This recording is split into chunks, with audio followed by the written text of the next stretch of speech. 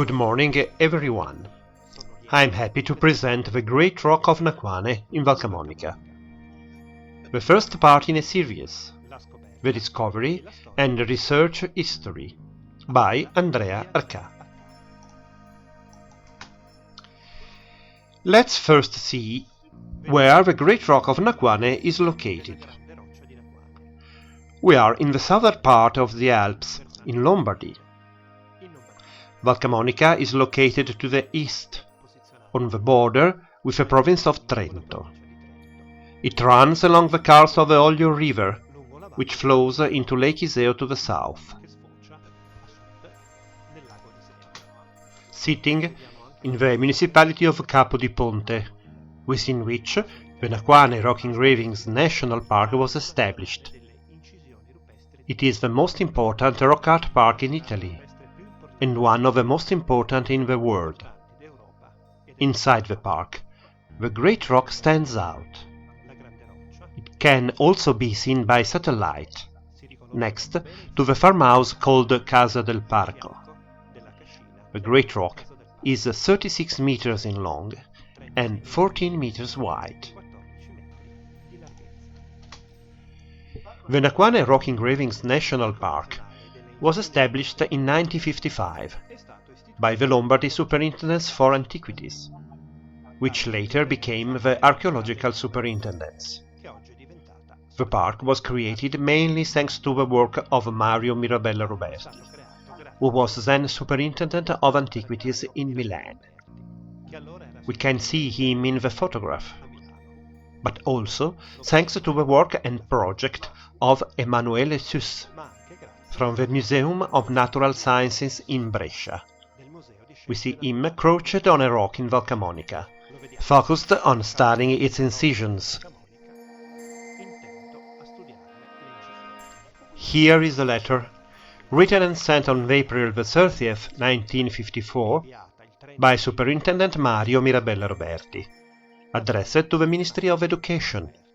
In this letter, he suggests and solicits the purchase of the land with the engraved rocks of Naquane, one of the richest and most interesting areas in the whole of Valcamonica, and also surroundings that will become the future Rock Engravings Park.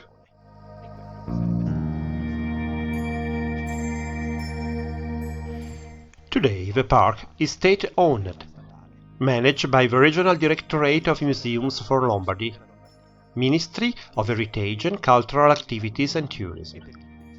Maria Giuseppina Ruggero is its director. We see the address of the Naquane Park website. But we also see two interesting stamps, which date back to the 50s and 70s from last century. On both of them there is the figure of a deer. The park boasts over 100 engraved rocks, 104 to be precise. They've been engraved over 6 millennia, from the Neolithic period, from around 4000 BC, 6000 years ago, until recent times, approximately the 1940s and 50s. Also, for this reason, it is one of the richest and most fascinating rock art parks in all of Europe.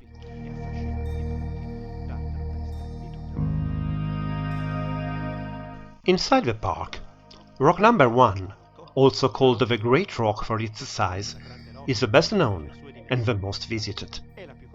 In fact, thanks to the presence of a walkway built from large wood and steel posts, visitors can observe the rock up close and admire its engraved figures. Reading the illustrative panels, it is possible to better understand some elements related to the interpretation of engraved figures.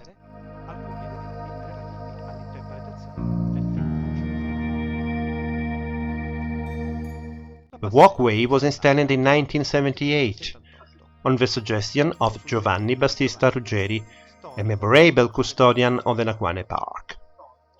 Prior to the walkway, visitors walked on the Great Rock, and the small stones that stuck under the sole of their shoes seriously risked scratching and damaging it.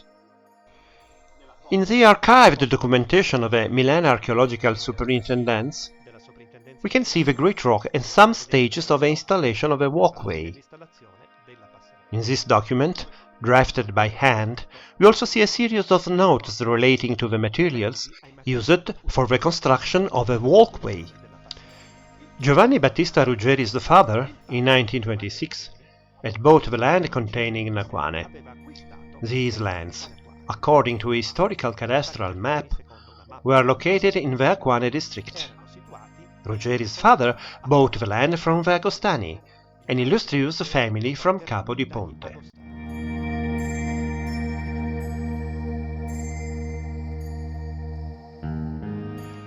The Great Rock is a natural fine-grained blackboard, decorated with over 2,000 prehistoric figures. Over 240 million years ago, it was clay that became stone and then was smoothed by the glacier.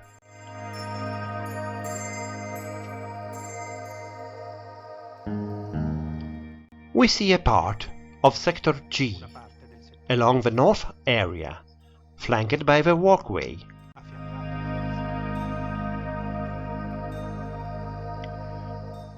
We also see the famous labyrinth scene in Sector P, in the southern area, one of the best-known images of the Great Rock, flanked by two figures of duelists, linked together by a cord between their legs. Here is detail of Sector G, in the northern area, where deer figures are particularly concentrated. We also see dog figures and, at the bottom, some schematic human figures, the so-called praying figures.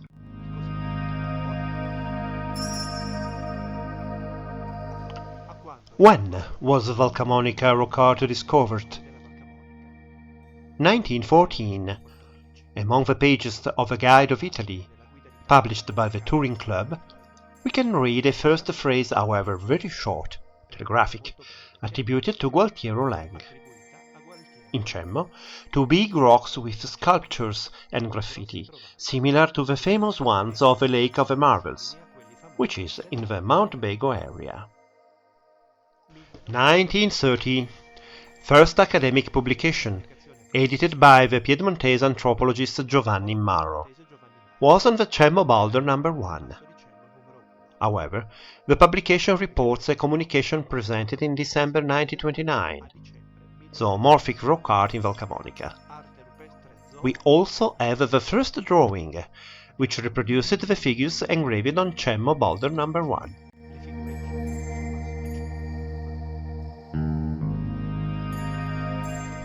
May 1930. The volume, however, reports the printing date 1929. Academic publication by Paolo Graziosi, archaeologist and scholar of prehistoric art, once again relating to the boulder Cemmo 1. Graziosi and Marro simultaneously studied this boulder. In 1954, Paolo Graziosi, together with Giacomo Devoto, Massimo Pallottino and Ferrante Ritatore von Willer, founded the Italian Institute of Prehistory and Protohistory, IIPP. December 15, 1931. Raffaello Battaglia, archaeologist of the Royal Superintendency for Antiquities of Veneto, Lombardy and Venezia Tridentina, based in Padua, which was then in charge of Valcamonica, writes to the ministry to report the discovery of new rock engravings, geometric and anthropomorphic figures with raised arms, found along Valcamonica's western slope.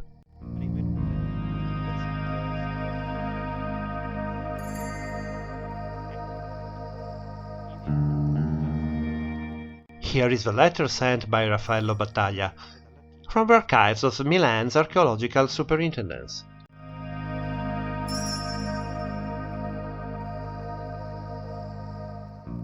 These discoveries were made by Antonio Nicolussi, assistant of Battaglia and employee of the superintendency. We must note that this refers to the western slope of Valcamonica.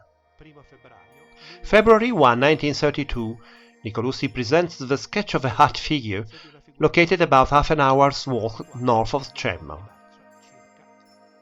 After the work of Marro and Graziosi, It is the first graphic documentation relating to Valcamonica's rock engravings.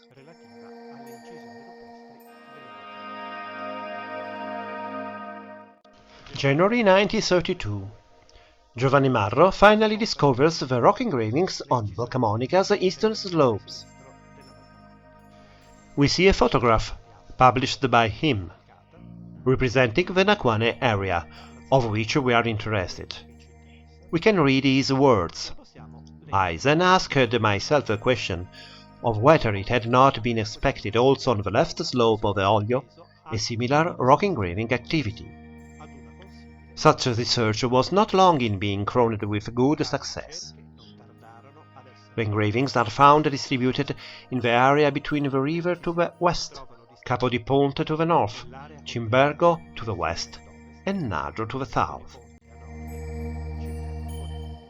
My first discoveries on the left bank of the river date back to January 1932.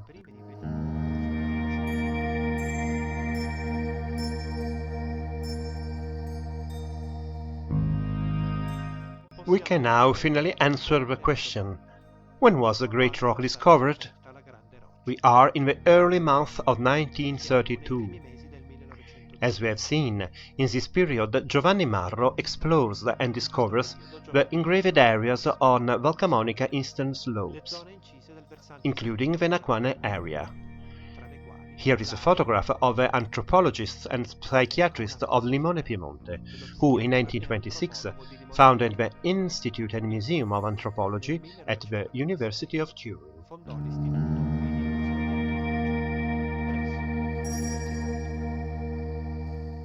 But by whom was the Great Rock really discovered? The engraved areas of Valcamonica eastern slope, in reality, had been discovered by Giuseppe Amaracco, the man of the valley, according to Marro. Amaracco had accompanied him as a paid guide in his explorations. Here is a photograph of Amaracco, and here, again from the archive of the Milan Superintendency, a document which shows that he worked for Professor Giovanni Marro, on whose behalf he explored the surroundings of Capo di Ponte, to find new engraved rocks.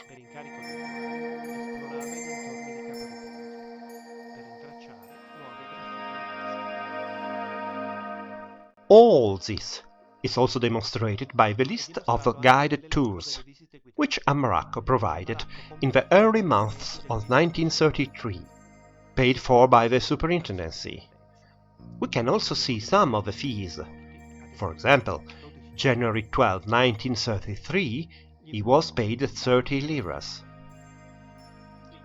He provided these guided visits to show Raffaello Battaglia the areas of rock engravings that he had already discovered and that Marro in 1932 had already published. Naquane appears several times on the list of these guided tours. The summary of the discovery of Valcamonica's rock art can be described as: the first published phrase, in brief, dates back to 1914. In 1929 and 1930, the Cemmo boulders were studied and published by Marro and Graziosi.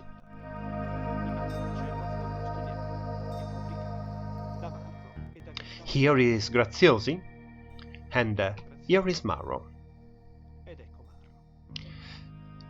Starting from the end of 1931, the engraved rocks of the western slope were discovered by Nicolussi and Battaglia, of the Archaeological Superintendence of Padua. Here is Battaglia. The engraved rocks of the eastern slope were instead discovered by Amaracco and Marro in early 1932. Among these, the Great Rock of Naquane. Here is Amaracco again.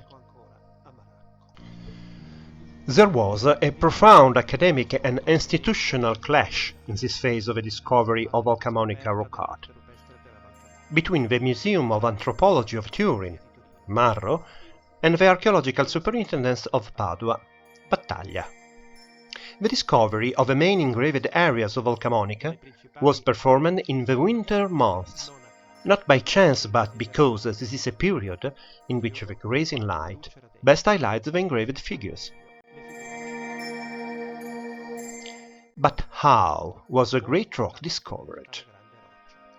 Why was it that no one had earlier noticed all these figures? Why had they gone unnoticed? It was because they were hidden by a layer of vegetation, which made them almost invisible. Let's see a current example of a rock almost completely covered with moss. Here are Marro's words. In order for the engraved drawings to stand out well in the photographic shots, it was almost always necessary to remove the leveling crust of moss and lichen by means of a robust brush. The same situation occurred again in 1966, when the Grosio Rupe Magna was discovered by Davide Pace. Well, over 5,000 engraved figures are present there. Who studied the Great Rock? Giovanni Marro was the first, in 1932, to describe it as of truly remarkable proportions. This surface was variously shaped by the capricious play of the glacier, with great successions of depressions, convexities, irregular reliefs, and also a great variety of motifs suddenly stands out.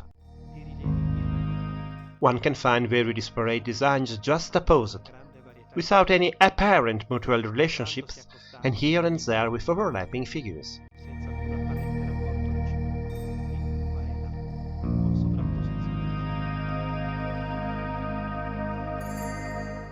Marro also published two photographs. The first relating to the large horses and riders of the T sector, which he describes as two horses with very small heads and very large bodies.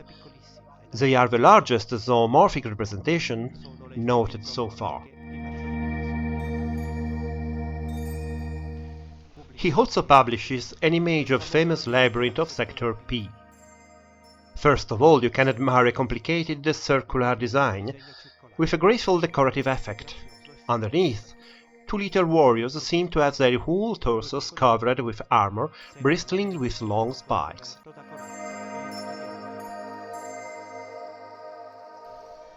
We can see the same figures in contemporary photographs, in this case flanked by the iconographic tracing. A rider from Sector T, one of the largest horse riders in Valcamonica,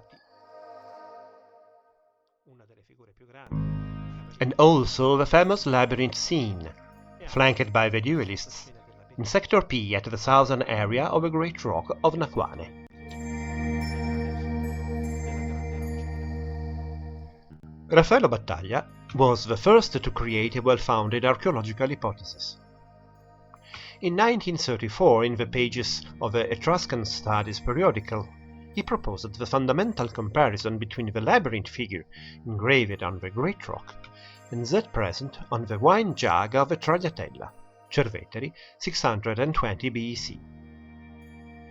From 1935 to 1937, the Forschungsinstitut für Kulturmorphologie, Research Institute for the Morphology of Culture, as part of a research on the culture of the Aryan race, carried out various campaigns in Valcamonica, also visiting the Great Rock. These campaigns were funded by the German Association for Ancestral Heritage Research. It was a Nazi organization headed by the SS chief Heinrich Himmler. Even some participants in these expeditions were part of the SS. Let's see the photographs of Erika Trautmann and some sketch drawings. It was not a particularly accurate documentation. Among other things, the figures were highlighted in white by rubbing, according to Marro, a stone on them, while, according to what can be seen from the photographic documentation, it is likely that chalks were used, or a steatite stone, a tailor's stone. In 1954, there was an important exhibition in Brescia at the Brescia Castle, the exhibition of prehistoric rock engravings, organized by Gualtiero Lang, Emanuele Suess and Italo Zaina, who were part of the Regazzoni naturalist group from Brescia University. For this exhibition, some large plaster casts were made, molded directly on the surface of a great rock. A part of these casts is still exhibited today in Nadro, at the Educational Museum of the Rock Engravings Reserve of Ceto, Cimbergo and Pasparro. We see in particular in this image a significant part of Sector G. In 1958, the photographic volume of Emanuele Suess comes out, in which he published some photographs relating to the Great Rock. As you can see, the figures are clearly visible. In reality, the author lightly colored these photographs with carbon black, so as to artificially increase the contrast.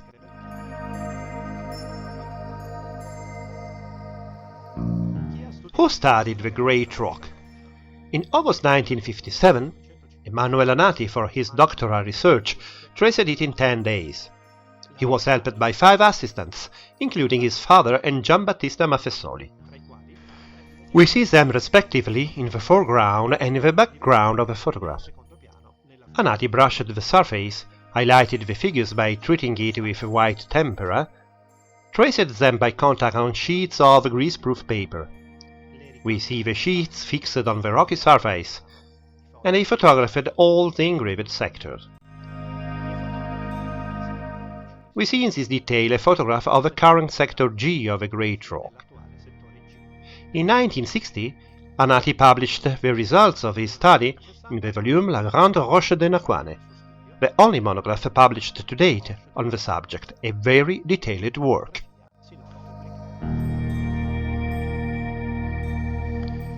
It is a fundamental methodological turning point for the study of Camunian rock art. We see a detail of a tracing published in Anati 1960, on the left, of the current sector D. On the right, we may notice the column with the cataloging, the classification of the figures, including the indication of the overlaps. On the left, the superimposed figures, on the right, the underlying ones. The scholar introduced a chronological categorization in the study of rock art, based precisely on the study of overlapping figures and of styles. It enriches the classification with detailed chronostylistic categories.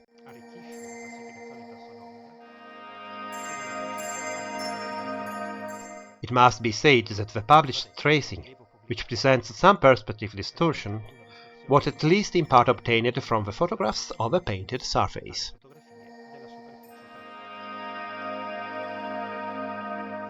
Following on with a history of the research. In 1975, Vincenzo Fusco and Mario Mirabella Ruberti published the Illustrated Guide for Visiting the Naquane Park, a very useful booklet for visitors. Inside there are plates of photomontages, which reproduce a large part of the engraved surface of a great rock.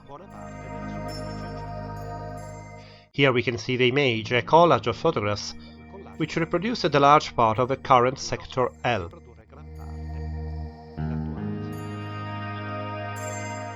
In 1980, another photomontage by Giulio Cesare Borgna was created. The surface of the rock is large, therefore there is a need to resort to some tricks to be able to reproduce it completely. Borgna installed a tripod on a 4-meter high perch, from which he was able to take zenith photographic shots, orthogonal to the engraved surface.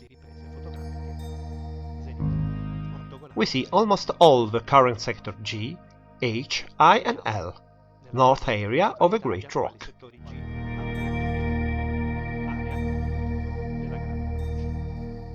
In 1990, Fusco and Galbiati published a freehand drawing, which however is very useful for locating the scenes and figures, especially for those visiting the Great Rock.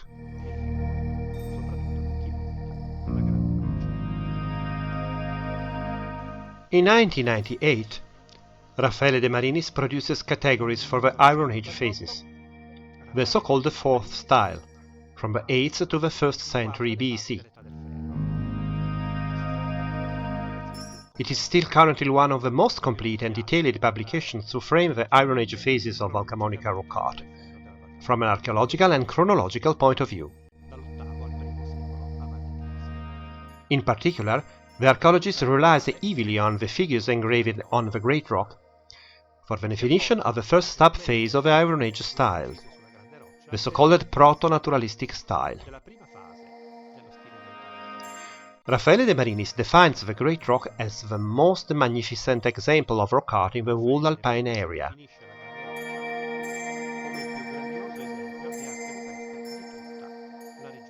Let's see a detail of the photographic shots under grazing winter light.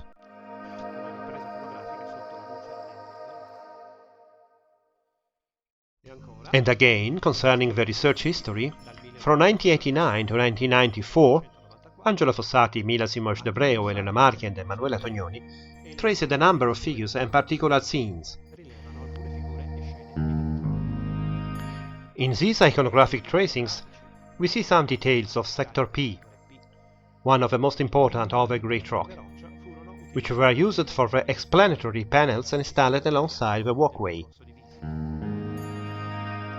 Angelo Fossati and Maria Giuseppina Ruggero discovered and studied the inscriptions in the Camunian alphabet of Sector A. And again, in 1989, Angelo Fossati builds on his work of detailing the Iron Age phases with some figures from the Great Rock. First, he highlights the presence of figures dating back to the Copper Age, from about 3000 to 2500 BC. We see in particular on the bottom right an anthropomorphic schematic figures in the typical postures with spread legs, open arms and the schematizations of three fingers.